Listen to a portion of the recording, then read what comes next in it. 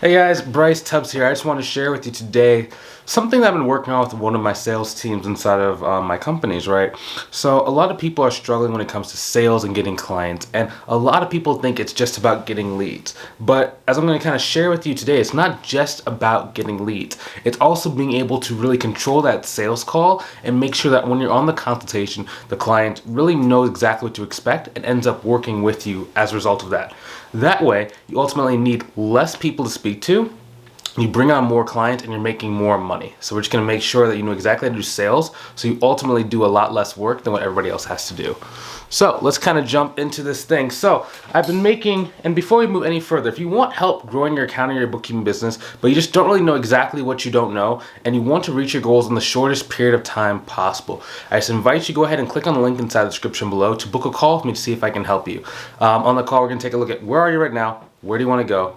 Thirdly, if I think it can help you out, I'm just going to outline exactly what that looks like for us to reach the goal together. I'll talk to you on the call. If you're not ready, I'll see you inside the rest of this video. So let's kind of dive into this thing, okay? So I basically decided to make this just giant Google document of over 100 different mistakes that I've made on a consultation call, my closers I've made, my students have made, and I'm just kind of sharing it with you over time. I don't want to overwhelm you with over 100, 200 different things that you shouldn't be doing. Maybe I'll make a long video about that, but today I just want to go and really dissect a couple key elements of the call. Today I'm actually going to start with,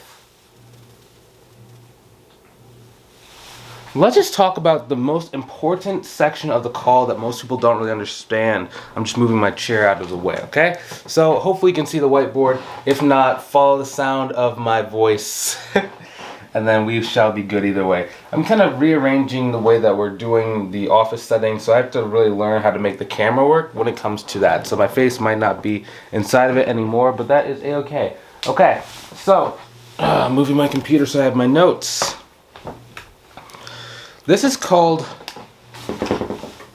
rapport. Okay. And agenda. Okay. So generally for rapport, it's basically trust. It's the initial trust you're going to get when you first speak to the person. Trust.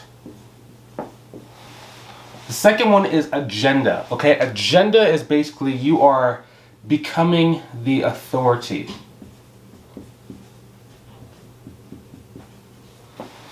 Okay, so most people get both of these steps incorrect, or they get it just really wrong because they just don't really understand what it's supposed to mean. Now, for the opening part, rapport, okay, all we are doing is just building a small enough connection with the person so that they feel comfortable answering our questions and knowing that we're just not like, an FBI agent who is just looking for, to incriminate them, right? Because a lot of business owners, what they don't really understand is that, if you're talking to your bookkeeper or to your accountant, we're not trying to, get you in trouble. But a lot of people actually don't know that, and they get really kind of just like freaked out or scared when they talk to a financial professional. So we have to make sure they feel really, really good when talking to us. The way you do that is with this opening rapport section. Okay? Opening rapport, you only need to do two things, right? Where are they from? Where are they calling you from? Or where are they located? And then how is the weather going there? That's it, okay?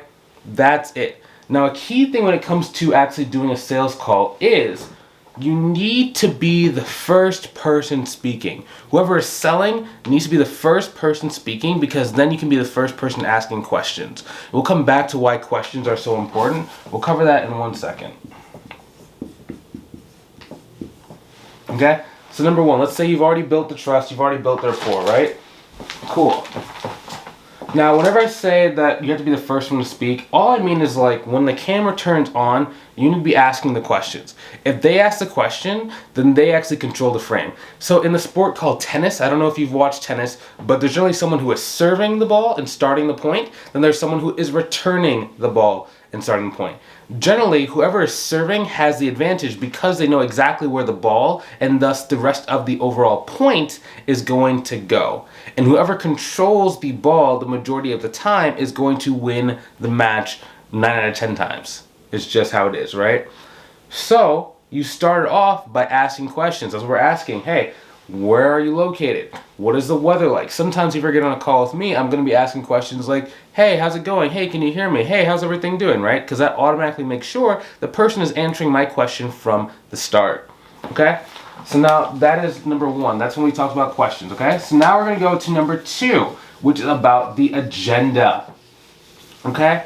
So setting the agenda basically is about authority. Now when I say authority, it doesn't mean like you're being a bully or anything. Authority means you're just showing who is the one who is guiding the call, who is the person who knows exactly what the outcome of the call is, because they've done this call hundreds of thousands of times, right?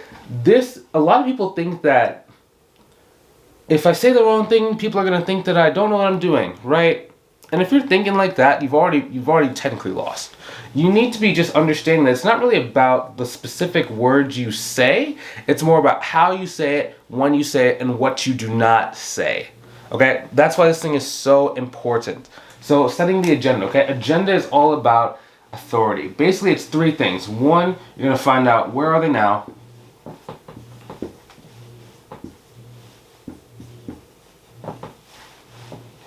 Two, what's the goal? 3, you just show how you can help.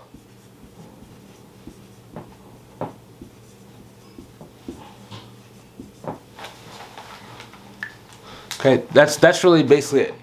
1, 2, and 3. If you can't see the third one, I'm sorry. It's just how it is sometimes. I think what I might do is I might get one of those digital boards, but who knows. So, agenda is all about authority, okay? You're setting that frame and setting this authority. This is called a frame. What a frame basically does is it sets the agenda for the entire call. Imagine it's almost like a picture frame, right? Let's say you have this beautiful, beautiful picture, right? But there's no frame. People can write on it. It can just be like unsightly. It doesn't fit in with the rest of your wall. It just looks unfinished, right? So let's say that we have the agenda. The frame basically sets the confines of the call and tells people exactly what to expect. You can't go outside of it. You can't go outside. You can't go outside. People might try and budge, but this is it. This is all we're doing inside of this call, right? You can't escape it. What this also does is it gives you control, right? Because if you have control, they know exactly what to expect. They're not going to ask you a bunch of questions to throw you off of your focus and make it hard for you to actually, do the sale. So that's why I always say, like, hey, we're just going to talk about, especially if I'm doing an accounting call for my accounting business, it's like, hey, where are you right now? So like, all I'm going to ask is 3 things, right? So I have to know exactly where are you right now. I need to see exactly like where do you want to go and what does your ideal accounting solution look like? Like what do you actually want it to be? And then thirdly, if I think I can help you out, I'm just going to show you exactly what that looks like. And then we're just going to outline what it looks like for us to work together. Okay?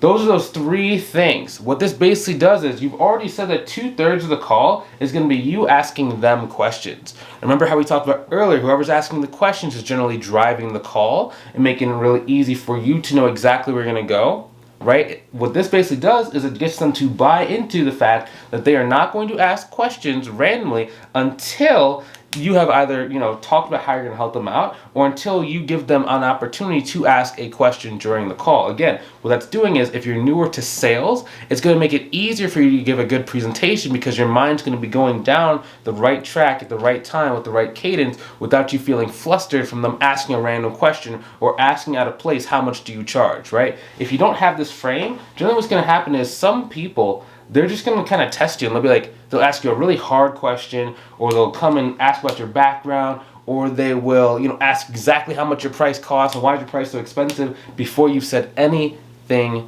else. And what that does is it throws you off, right? So set this agenda and it's going to control the call. Okay? So now, let me even say a couple of mistakes I see most people make when it comes to setting the agenda. Number 1, people let the prospect speak first. That's a mistake. Do not let them speak first. If they speak first, make sure you answer the question, but then ask another question so you can get control of the call and direct it to where you need to go. Number 2, Some people set a bad frame, okay? What that basically means is they don't really say those 3 steps very clearly, and the person subconsciously does not really respect where you're going, and they're just gonna kind of break your frame and just ask you a bunch of questions. Number 3, you stutter in the beginning. Okay, so if you're doing your 1, 2, 3, you're like, well, first I'm thinking I'm gonna do blah blah blah, and then like you're stuttering, you don't really know. Again, that's limiting that authority, and now your frame is gonna have holes in it, right? If your frame has holes in it, each one of these arrows is a question that they can ask that's going to really kind of derail your call. Right? Weak frames let in a lot of stuff. I should actually go and do the other way. Let me actually draw this arrow backwards.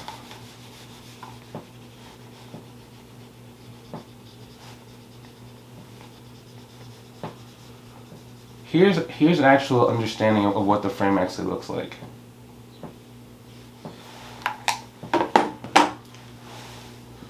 So imagine like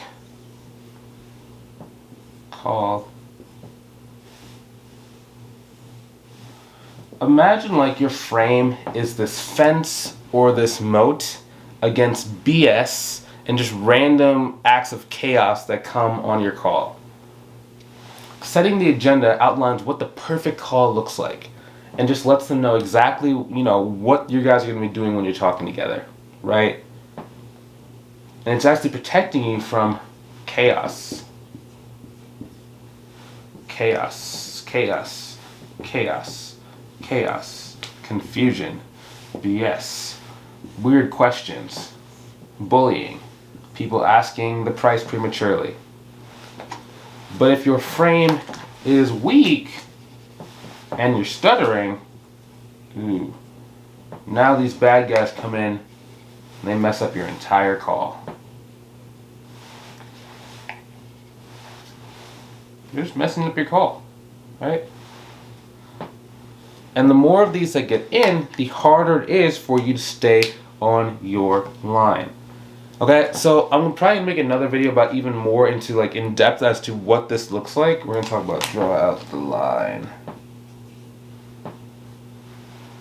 Cool. We're going to talk about that in more depth in another video. Hopefully you got something out of this. I just want to kind of break it up sequentially because a lot of people don't really understand. They're brushing through, they're running through, they're trying to learn how to like answer every objection. What do you say after someone says the price is too high?